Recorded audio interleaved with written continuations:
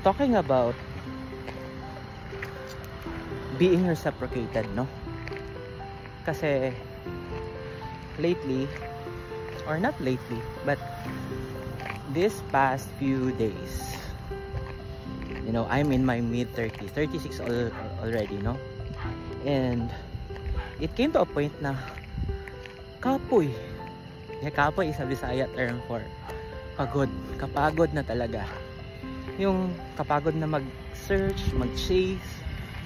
And then, kung kailan parang gusto ko nang sumuko, tsaka naman, there's someone that will come.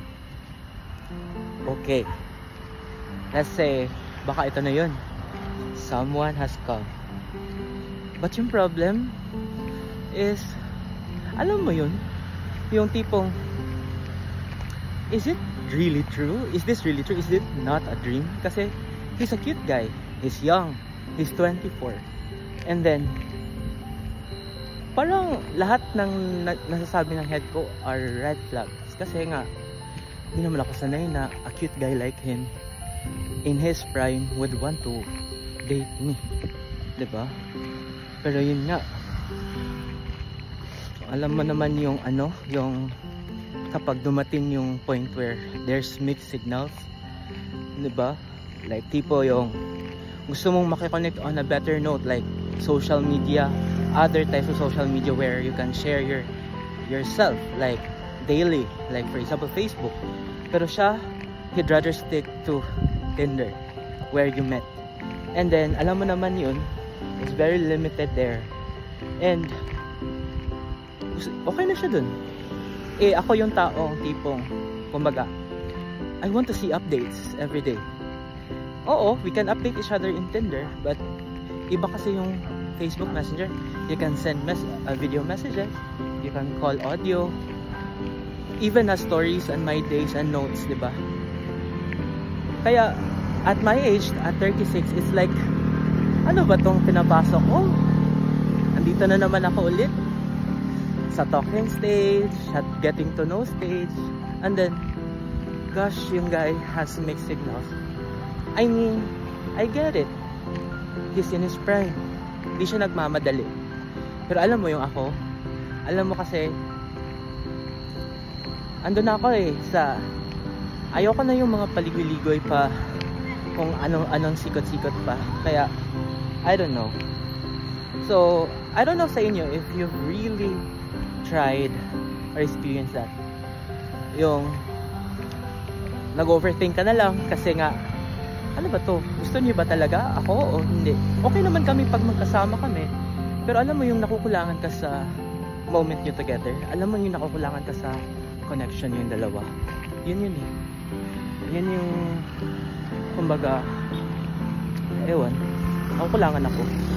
Tapos alam mo yun, okay naman kami pag nag-date, pero after that, kapag nag-message ako, it would take him a long time to reply. But yun nga, sabi nga nila, diba, pinili mo, ginusto mo, pinasukan mo yun.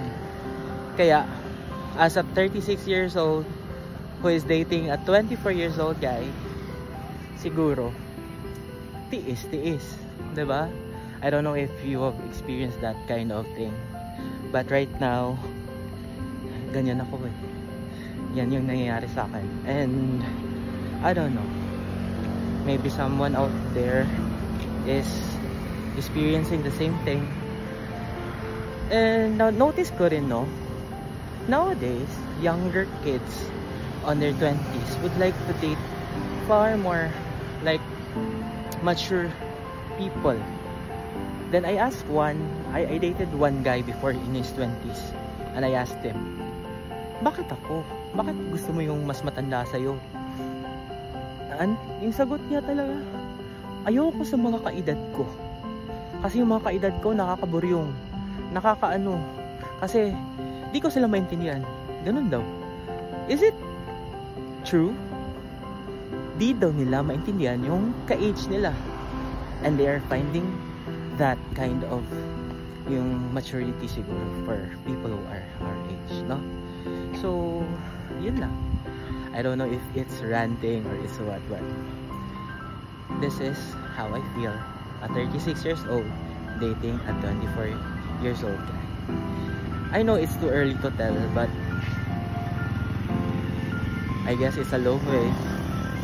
Let's try to savor it na lang siguro. So this has been Vin.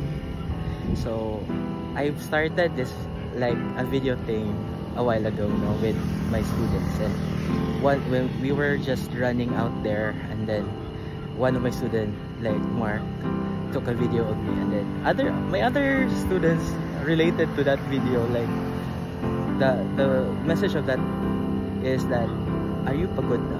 Or kikapoy na ba ka? And then, diba? So after that moment where I said kikapoy na, oo.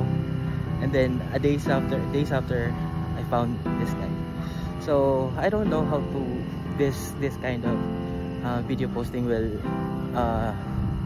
come, but siguro this is like a, alam mo yun, when you are running kasi, when you are jogging, after that there comes a clarity like this. You're alone with a nice view, with a nice air, and then you're left alone with your thoughts, and these are just random thoughts siguro, no? If you can relate to it, then thank you.